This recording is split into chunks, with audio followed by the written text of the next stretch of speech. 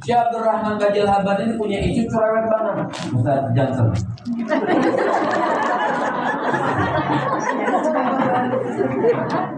Cerewet banget. Sampai dia capek, dia pegal udah kan, soalnya ada gunung. Di Yaman itu banyak gunung-gunung itu.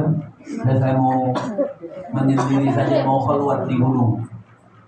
Di satu gua dia keluar, dia pergilah. Dia musafir dan ngomong sama istrinya, dia pergi aja. Waktu dia pergi, dia lihat ada 4-5 orang lagi keluar juga, lagi zikir kepada Allah. Dan dia ikut zikir. Ternyata itu kelas-kelas wali yang zikir di situ. Maka dapat tugas, satu orang cari makanan dengan doa ini. Ini sudah tingkatannya Masya Allah, kalau di otak kita nggak nyambung sudah. Ya. Tapi inilah wali. Inna awliya Allah la khaufun alaihim wa lahum. Karomah itu hebat sudah. Apalagi mukjizat, karomah saja nggak bisa kita cerna. Orang sekarang, banyak yang kurang percaya sekarang dengan kewali-walian ini. Ya. Dibilang halu, dibilang khurafat dan segala macam. Ini wali Allah. Hingga satu orang pokoknya hari Senin dia berdoa harus dapat makanan dari Allah. Tugasnya masing-masing. Hari Senin tugas pulang doa dapat makanan. Hari yang Selasa yang satu lagi tugas berdoa dapat makanan.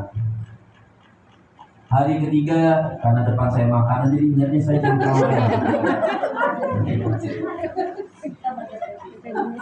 hari ketiga sampai hari kelima giliran Syekh Abdurrahman Bajil Haban. Dia bingung mau doa apa nih.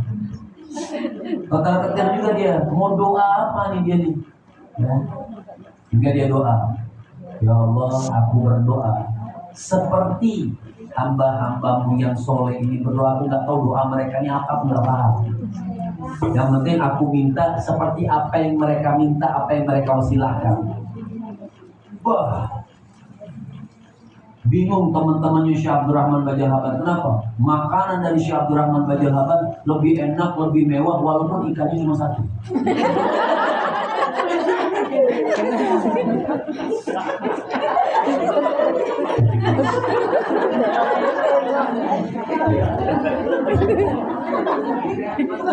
Lebih enak, lebih bagus makanannya. Teman-temannya bingung, kan belum saling kenal ya. Pokoknya pakai hati aja. Ya Syekh, ini kok bisa makanan hebat ini? Doamu apa? Loh, saya nggak doa apa-apa teman. Saya berdoa sama Allah. Sebagaimana kalian berdoa, kalau kita diturunkan makanan, turun makannya lebih enak. Syekh Abdurrahman Bajil Haban kali tanya lagi, emang kalian doanya seperti apa sih? Wasilahnya kepada siapa? Kami ini berempat selalu berwasilah. Ada seorang wali yang bernama Syekh Abdurrahman Bajil Haban.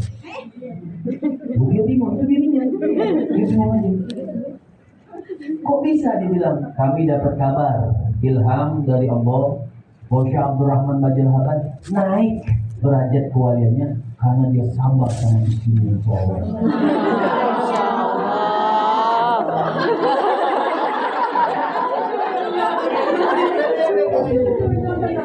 Wah, kata Syekh Abdurrahman Bajil Haban, kalau begitu ngapain nih saya keluar ke gunung? Pulang. Saya akan sabar kapanpun istri saya cerewet, saya sabar. Gara-gara sabar, ini kenyataan ya. Ini dari Syekh Abdurrahman Bajil Haban. Naik kewaliannya di antara tiga ibadah orang sufi, orang soleh, gitu kan. Juga di antara derajatnya naik di sisi Allah karena dia punya istri cerewet dan dia sabar. Makanya saya nggak berani sama orang Batam katanya. Cerewet.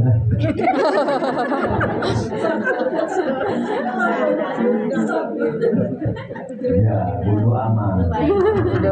Masya Allah.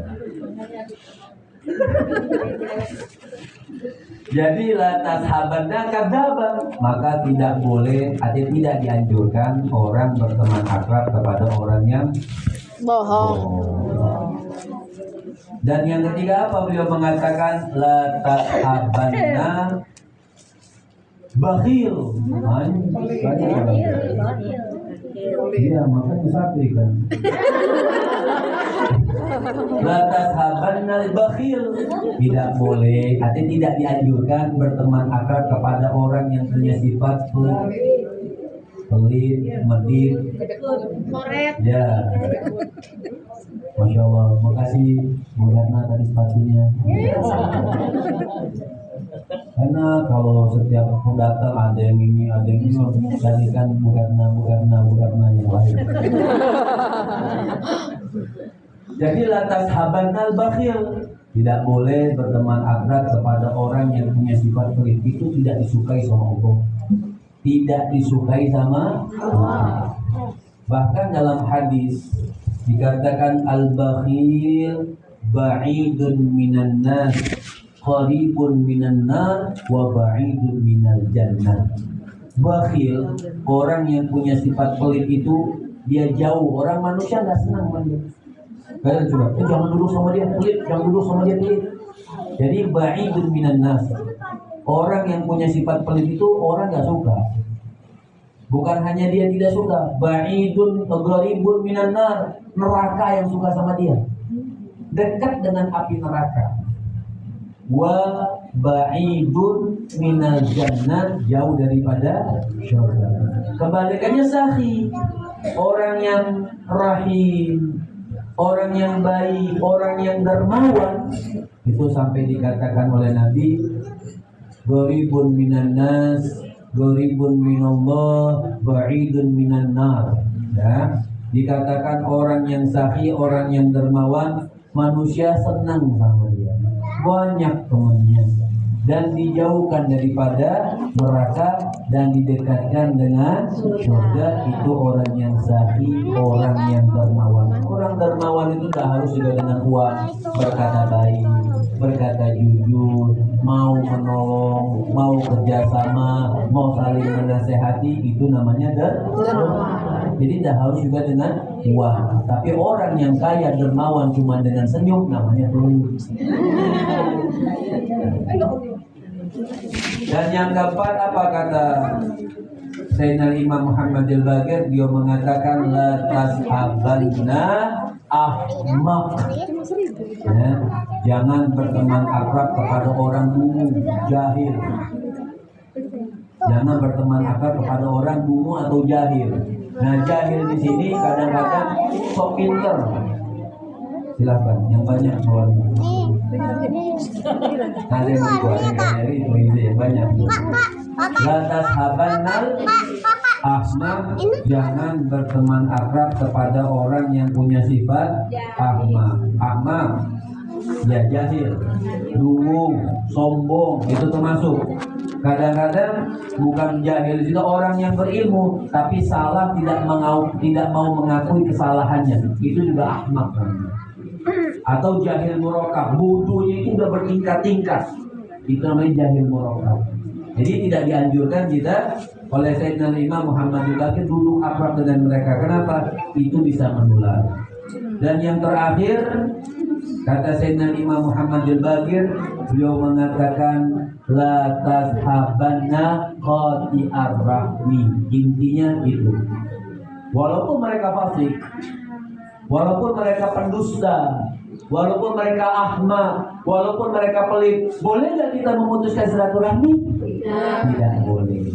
Makanya yang terakhir, kuncinya, intinya, rumusnya, apa dikatakan la tashabanna qati'ar rahmi. Tidak boleh juga berteman akrab sama orang yang selalu memutuskan silaturahmi. Musuhan ngajak-ngajak, dia musuhan nih, udah kamu jangan kesana, itu musuh saya. Musuhannya ngajak-ngajak. Orang tuh ngajak-ngajak makan biar gemuk, musuhan ngajak-ngajak. Ya. Nah, ini orang-orang seperti ini tidak bagus. Makanya dikatakan Sayyidina Imam Muhammad al-Baqir mengatakan la tashabanna tidak boleh berteman akrab dengan tidak orang boleh yang kita memutuskan berteman akrab silaturahmi. kepada orang yang selalu memutuskan silaturahmi. Nah, ini memutuskan silaturahmi sangat tidak disukai oleh Allah Subhanahu wa taala.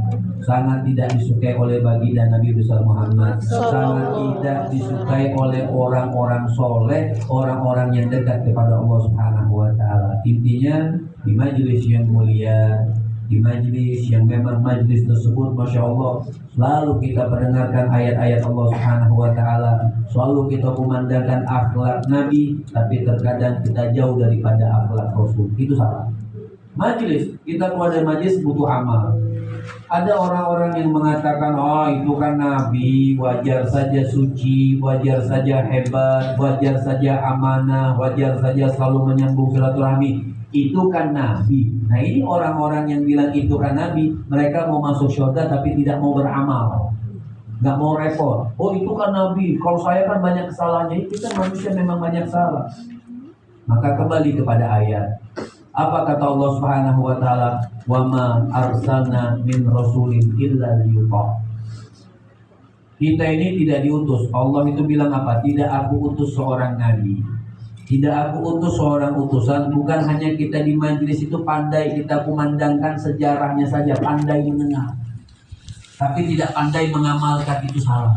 Pandai mendengar tapi tidak pandai mengamalkan, itu salah. Pandai mendengar dan juga pandai mengamalkan. Wa ma arsalna min rasulin illa liyuta. Nabi baik, ya kita harus baik dong, contoh Nabi. Walaupun nggak akan sama kita seperti Rasul Shallallahu Alaihi Wasallam, nggak seujung kukunya Nabi kita akan sama, tapi tetap mencontoh baginda Nabi besar Muhammad Shallallahu Alaihi Wasallam. Inilah yang dikatakan oleh Sayyidina Imam Abdullah bin Husain bin Tahir, Al-Habib Abdullah bin Husain bin Tahir. Apa beliau mengatakan, fal khair kulluhu fil ittiba wasyar kulluhu fil ittida. Kita nih kalau di majelis itu pengen sukses, orang di majelis datang majelis nyambung silaturahmi, tujuan kita apa sih? Pengen sukses dunia, pengen sukses akhirat. Makanya doa kita memang itu doang yang hafalnya, Rabbana atina fid dunya hasanah wa fil akhirati hasanah wa qina adzabannar. Saya yakin pasti habis assalamualaikum Rabbana atina. Assalamualaikum Rabbana. Tapi jangan dianggap remeh, itu doa yang hebat. Ya, itu doa yang hebat. Kenapa? Minta di dunianya beruntung, dunia hasanah, minta akhiratnya hasanah. Artinya minta dunianya sukses, minta juga akhiratnya. Nah, tapi bagaimana cara suksesnya? Fal khair kulluhu fil ittiba wasyarr kulluhu fil ibtida. Nah, ini catat buat status hari Seninnya.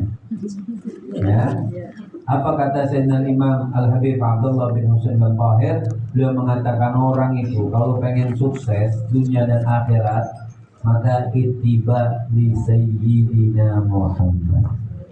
Orang itu kalau pengen sukses dunia dan akhirat, dia harus mencontoh Nabi walaupun tidak akan pernah sama dengan Nabi. Wa ma arsalna min rasulin illa liyuta. Tidak kami utus seorang nabi, kata Allah Subhanahu wa taala, illa liyuta, kecuali untuk ditaati, bukan hanya kita pandai dengar sejarah. Fasyar kulluhu fil ibtida. Maka pokok daripada kehancuran. Oke, mungkin dia dunia lulus, banyak dunia, tapi hancur akhirat. Sakit akhirat. Bagaimana? Dia jauh daripada jalannya Nabi, jauh daripada mencontoh jalannya Rasul. Makanya fal khair kulluhu fil ittiba. Orang pengen sukses dunia dan akhirat harus mencontoh Nabi. Kalau mau pokok daripada kehancuran dunia dan akhirat, dia jauh daripada jalan baginda Nabi besar Muhammad. Nah, di antara jalannya Nabi selalu menyambung silaturahmi. Karena silaturahmi ada ridhonya Allah. Di antaranya Syekh Bujairibi mengatakan menyambung silaturahmi itu disenangi, dicintai oleh malaikat, dimusuhi sama setan. Kenapa? Setan itu selalu ngajak kita untuk memutuskan silaturahmi. Syekh Bujairibi itu beliau mengatakan di antara kita diakrabkan oleh malaikat, ditemani oleh malaikat.